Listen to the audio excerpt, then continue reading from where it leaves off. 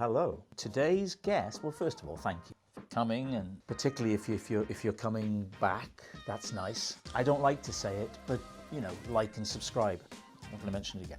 Today's guest is just an explosion of talent. So talented. I've been lucky enough to work with her a few times, only on camera, never on the stage. If you see her on the stage, God, she just explodes. You can't really look at anything else on the stage, which is unfortunate for those appearing with her. Sheridan Smith.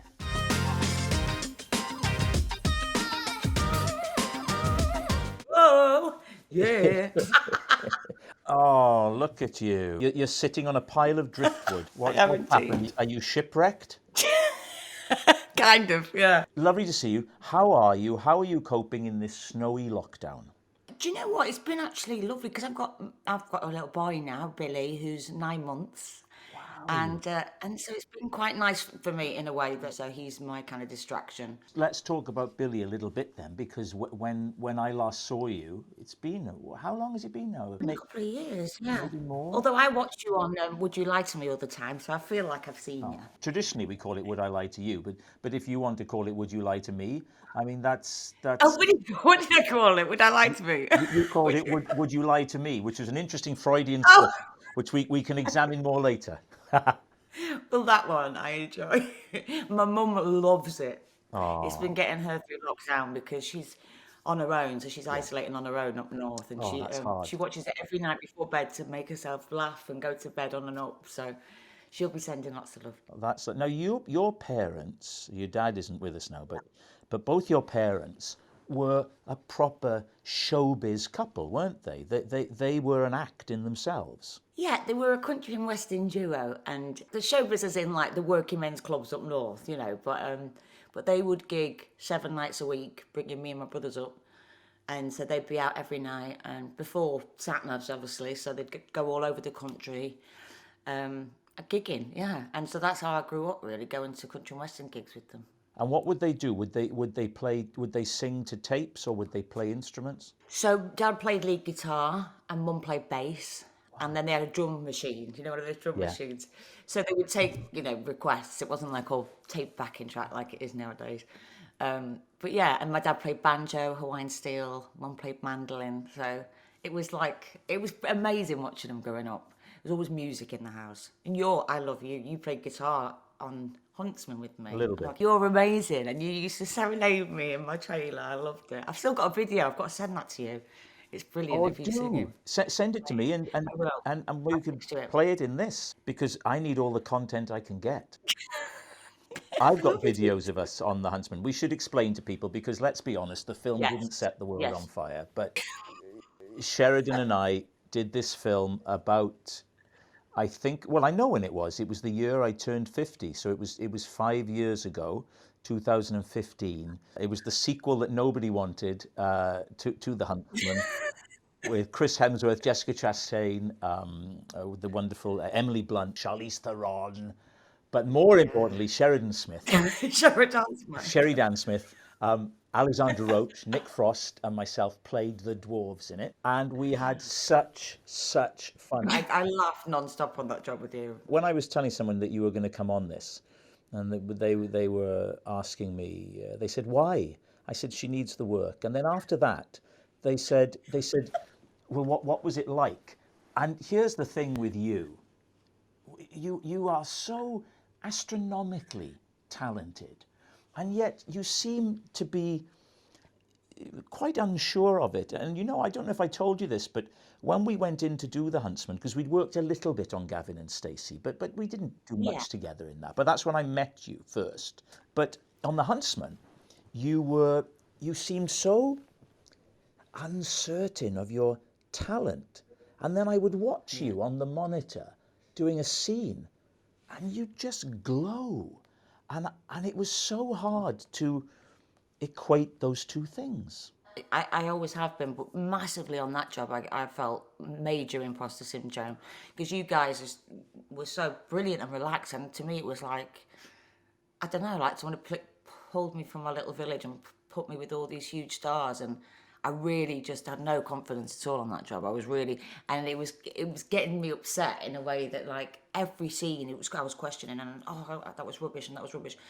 And it was just, that particular job was worse than any job for me. I've always had self-doubt, but that one in particular was like, I felt very out my depth, like I shouldn't be there, you know. But thank God for you, keeping the light relief. And you kept saying to everyone, she's won a competition. She won a TV quick competition to be here with us. And that was what kept making me laugh and kind of kept, like, lifting me out of my Yes, my it was like anxiety. it was like wonderful scenes in Windsor Great Park today as competition winner Sheridan Smith meets stars Chris Hemsworth and Jessica Chastain. Look at her little face; she's delighted. Ah, That's exactly it. but why would you have that? Because even before we did that, had you done that Billy Connolly, Dustin Hoffman film before that? I had, but I was similar on that because it was I was having panic attacks on that. In fact, there was a scene where I was about to go into a room full of the actors. So there was Maggie Smith and Tom Courtney, Billy Connolly, Michael Gambon. They were all in this room, and I was like the nurse, and I had to go in and just explain that one of the residents had been taken ill, and I was so nervous. I could feel myself about to have a panic attack. And bless Dustin Hoffman, he noticed, and he came over and just knelt down on my knees, and he went, "Tell me what you're feeling right now." And I went, and I nearly went. I was like, "I'm sorry, I'm just really overwhelmed with, like, I don't know, I'm just having a bit of a panic." And he went, "Whatever this feeling is, you use it. You'll be able to do an impression. Use it in the scene." And so we did the scene, and while I'm explaining that the resident's gone, I was just slightly teary. You could quite see the kind of anxiety behind my eyes. And he rang me that night and went, "You see, that was something wasn't in the scene, and it was magic."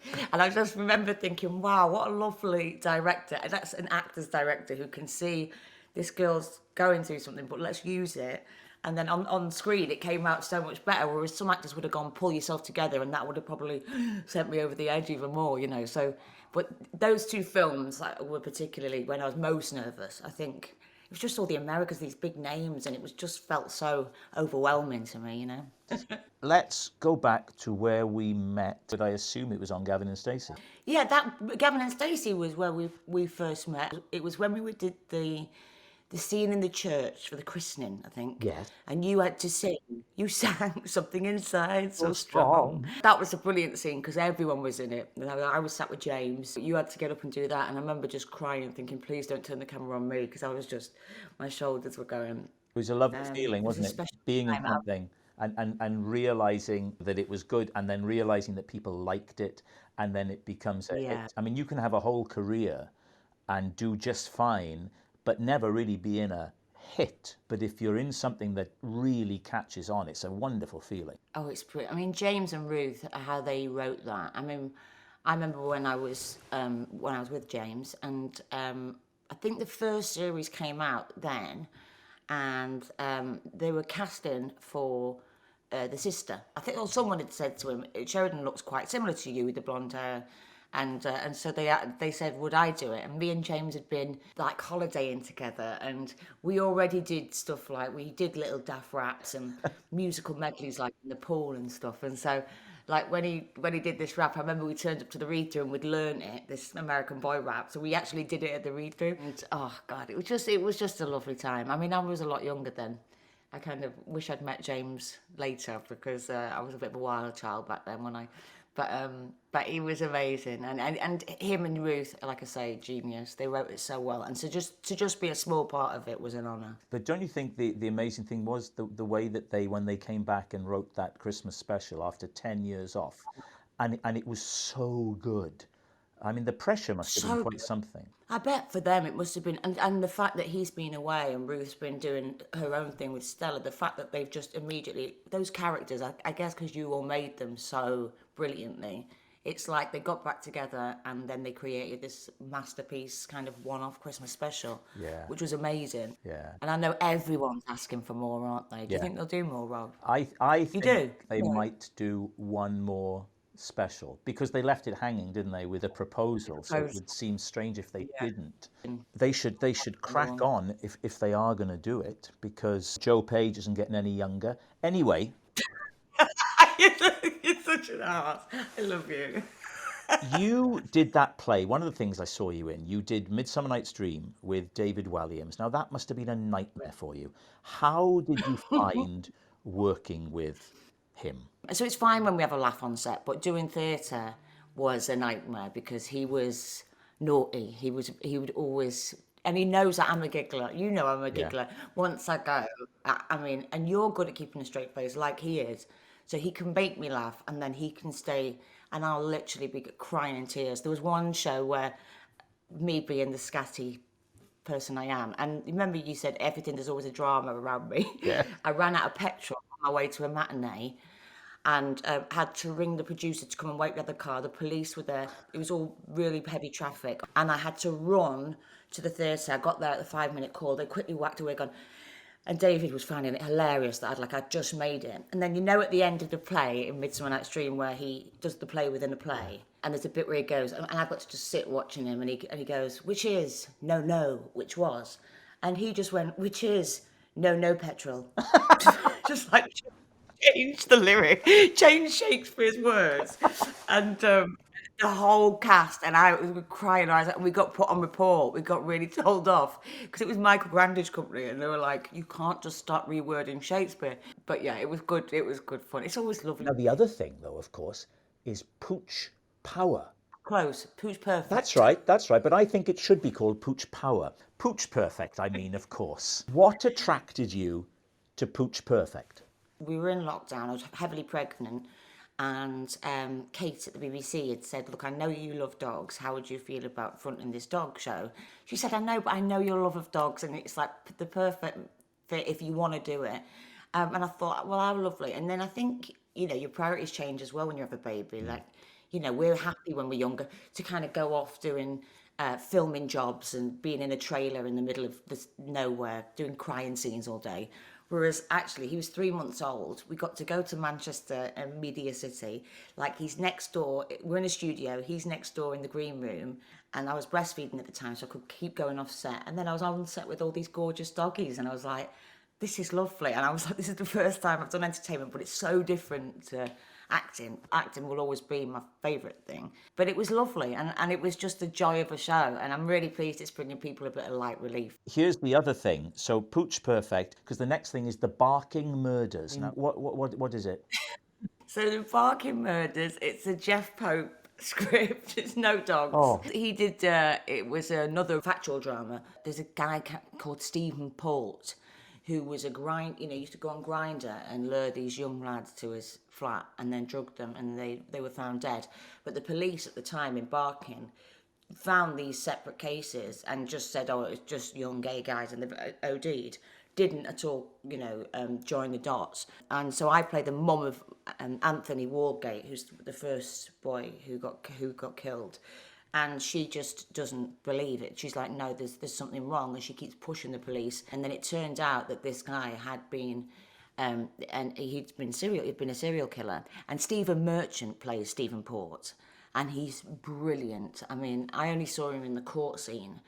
But he's, so basically Stephen Port was bald.